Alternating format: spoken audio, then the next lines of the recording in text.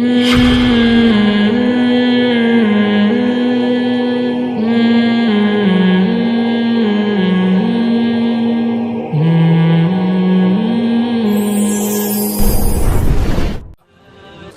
کے حوالے سے ایک بات کر لوں. یہ 10 محرم کا روزہ رسول اللہ صلی اللہ علیہ وسلم نے ارشاد فرمایا کہ عاشورہ کا روزہ مجھے اللہ کی رحمت سے امید ہے کہ 1 سال کے گناہوں کا کفارہ ہے.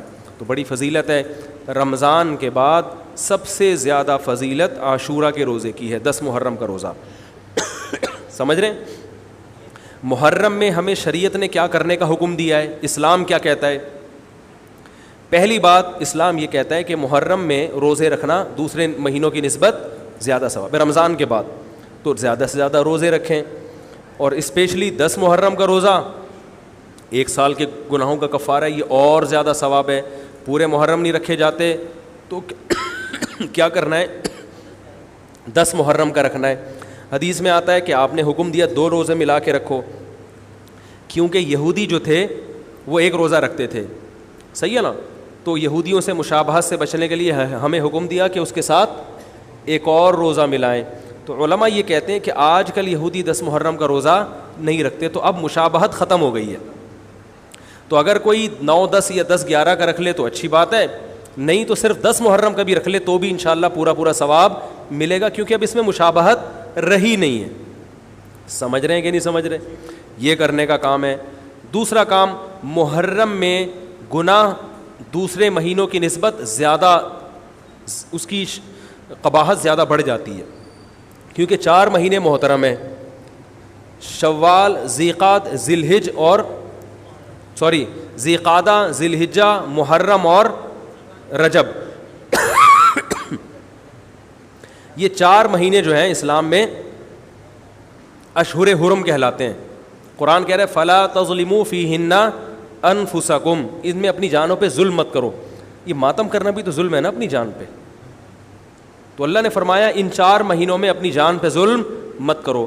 کسی بھی طرح سے ظلم ہو, جسمانی ظلم ہو, روحانی ظلم ہو. جسمانی ظلم ماتم کر کے بھی ہو سکتا ہے, اور انگاروں پہ چل کے بھی ہو سکتا ہے, اپنے آپ کو پیٹ کے بھی ہو سکتا ہے. روحانی ظلم کیا ہے؟ گناہ کر کا.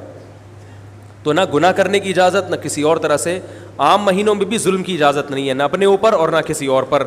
تو ان 4 مہینوں میں ظلم کی نوعیت بڑھ جاتی ہے. سمجھ رہے ہیں؟ یہ ایک محرم کی فضیلت ہے اسلام میں.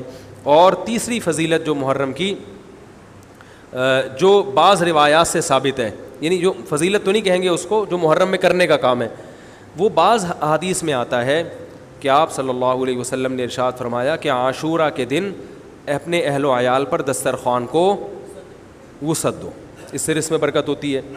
لیکن یہ جو حدیث ہے یہ ضعیف ہے, سند کے لحاظ سے پاورفل اور مضبوط نہیں ہے. بعض علماء نے کہا کہ اس کثرت طرق کی وجہ سے حسن کے درجے کو پہنچ گئی ہے. ہمارے ہی بعض اکابر علماء کی رائے ہے, علماء جو بر صغیر کے علماء, بڑے بڑے علماء ہیں, میں نام نہیں ذکر کرتا لیکن بہت بڑی اپر لیول کے علماء ہیں, ان کی رائے یہ ہے کہ یہ ضعیف, اتنی ضعیف نہیں ہے کہ بالکل ہی مسترد کر دی جائے, ٹھیک ہے نا, اور تعدد طرق کی وجہ سے درجہ حسن کو پہنچ گئی ہے. علامہ ابن تیمیہ رحمہ اللہ تعالی, جن کو سعودی عرب میں بہت فالو کیا جاتا ہے, ان کی رائے اور سلفی علماء کی رائے, جو سعودی عرب کے العثیمین, بن باز وغیرہ تھے, ان کی رائے یہ کہ یہ حدیث بالکل صحیح نہیں ہے, اور اس کی کوئی حیثیت نہیں ہے کہ دسترخوان کو وسیع کیا جائے اور عاشورہ کے دن کھانا کھلایا جائے. سمجھ رہے کہ نہیں سمجھ رہے؟ لیکن جو دوسری طرف معتدل علماء, معتدل سے مراد میں ان کو برا نہیں کہہ رہا, لیکن وہ انہوں نے حدیث کی جو, اب اگر آپ سندوں کی تحقیق کریں گے تو اس کو بالکل من گھڑت قرار دینا درست نہیں ہے. اگر سندوں کی تحقیق کریں گے تو ایسا معلوم ہوتا ہے کہ علامہ ابن تیمیہ رحمہ اللہ تعالی, جو ہمارے لیے قابل احترام ہے, انہوں نے اس حدیث کو رد کرنے میں تھوڑا مبالغہ سے کام لیا, غلو کیا ہے. ایسا نہیں ہے کہ بالکل ہی اس کی کوئی ویلیو نہیں ہے. تو ضعیف روایتیں ہیں لیکن کثرت طرق کی وجہ سے درجہ حسن کو پہنچ گئی ہیں. سمجھ رہے کہ نہیں سمجھ رہے؟ اس وجہ سے بعض علماء کی رائے, بلکہ جمہور کی رائے یہی ہے کہ محرم میں اگر کوئی اپنے بچوں کو جمع کر کے اچھا کھانا کھلا دیتا ہے 10 محرم کو, اور یہ حلیم شاید یہیں سے نکلا ہے, شاید یہیں سے نکلا ہے کہ یوں تو وہ اچھا کھانا ہو جائے گا, تو وہ کہتے ہیں کوئی حرج نہیں ہے. لیکن ایک بات جو دوسرے علماء کہتے ہیں, جو میری بھی سمجھ میں آتا ہے, بلکہ میں نے پہلے کہیں پڑھا تو نہیں, میرا دماغ اس طرف گیا, لیکن اس کی تائید میں علماء کے فتاویٰ مل گئے.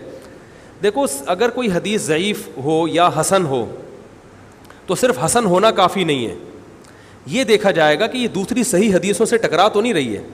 یہ بھی ایک فقہ کا اصول ہے کہ اگر ایک کمزور چیز ہے لیکن وہ طاقتور دلیل سے ٹکرا رہی ہے تو پھر اس کمزور چیز کو بالکل رد کیا جائے گا. تو عاشورہ کے دن روزہ رکھنے کا حکم ہے, یہ بالکل بخاری مسلم کی صحیح حدیث سے ثابت ہے. اور جو کھانا کھلانے والی روایت ہے وہ اس ٹکر کی نہیں, اس کو تو ابن تیمیہ جیسے محقق نے بالکل ہی کالعدم قرار دے دیا, بعض عرب علماء نے بھی بالکل کالعدم قرار دے دیا, اگرچہ ہماری رائے ہے کہ بالکل کالعدم نہیں ہے, لیکن بہرحال اس میں محدثین کا بڑا اختلاف ہوا ہے. جبکہ روزہ رکھنے والی جو روایات ہیں وہ بالکل بے غبار ہیں, ان کو سب صحیح مانتے ہیں. تو کھانا کھلانا اور روزہ جمع بولو بھائی نہیں ہو سکتا, اس لیے کہ اگر وہ روزے کا دن ہے تو کھانے کا دن نہیں ہے, کھانے کا دن ہے تو روزے کا نہیں. ابن تیمیہ رحمہ اللہ تعالیٰ کی رائے یہ ہے کہ بعض لوگوں نے شیعہ کی مخالفت میں غلو کیا ہے.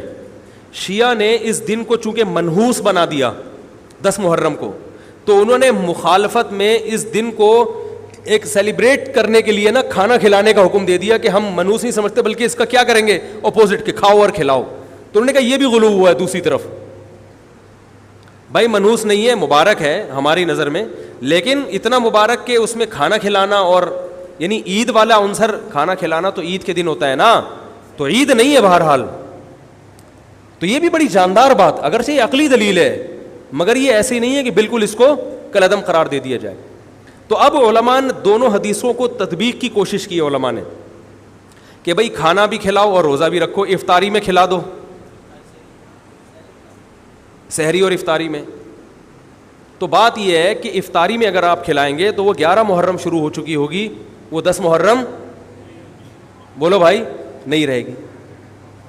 دوسرا سحری میں جو کھلانے کا مسئلہ ہے نا, سحری میں تو سحری میں جب ہم کوئی کہتے ہیں نا فلاں دن یہ کام کرنا ہے فلاں دن, تو اس سے لغت میں جو ذہن میں متبادر ہوتا ہے نا وہ دن کا وقت ہے, وہ 3:30 پونے 4 کا وقت نہیں ہوتا.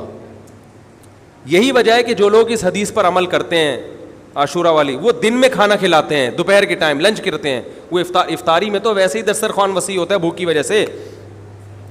ارے بابا وہ تو ویسے ہی بچوں کو جب روزہ رکھا ہوا ہے تو اچھا کھلاؤ, سحری اچھی کراؤ, اور افطاری وہ تو ویسے ہی بھوک کی وجہ سے, رمضان میں دیکھو نا کیسے کھلے دسترخوان ہوتے ہیں.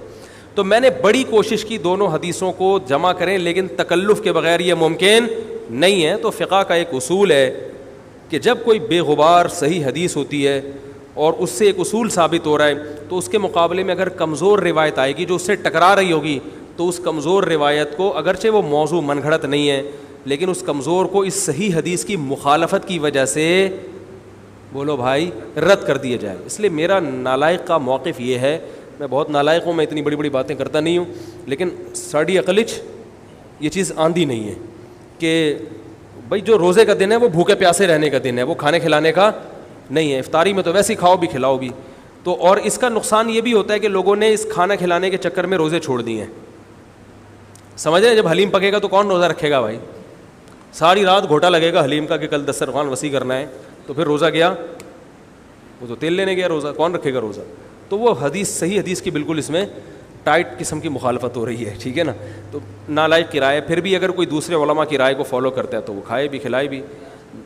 میں کہتا ہوں جو مضبوط چیز ہے اس کو لینا چاہیے, جو کمزور چیز ہے اس کو چھوڑ دینا چاہیے. ہمارے حضرت مفتی رشید احمد صاحب رحمہ اللہ ایک بات کہتے تھے کہ جہاں کھانا کھلانے کی حدیث آئے گی نا وہاں مسلمان اس کو لے ہی لے گا. کھانے پینے کی جہاں بات آئے گی مسلمان کیا کرتا ہے, وہ کہتا ہے بھائی یہ صحیح ہے, یہ بالکل صحیح حدیث ہے, ٹھیک ہے نا. وہ کیا کرتا ہے, جن علماء کی تحقیق ہے وہ تو تحقیق سے کہہ رہے ہیں, لیکن عام پبلک کی عادت یہ ہوتی ہے کہ فتویٰ بھی اسی کا فالو کریں گے جہاں کھلانے کا تذکرہ آ رہا ہو. تو اب ہمارے کہتے ہیں جہاں کھانا کھلانے کی بات آئی مسلمان کہتا ہے بس یہ بالکل صحیح بخاری کی طرز پر ہی, بخاری کی شرط پر یہ حدیث.